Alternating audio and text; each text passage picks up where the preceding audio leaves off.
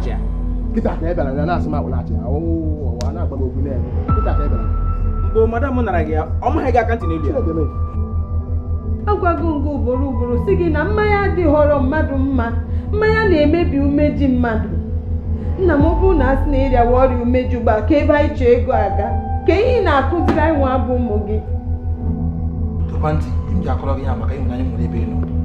Ma bụ tele m na gị. Kwụsịgodị a na-ekwu ọzọ na-eme kwụsị ya. Kwụsị gịnị? Ka eji ka m kwụsị.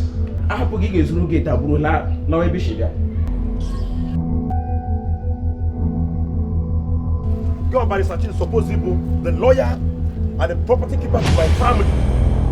And the property was sold, and you have the guts. You the document is that.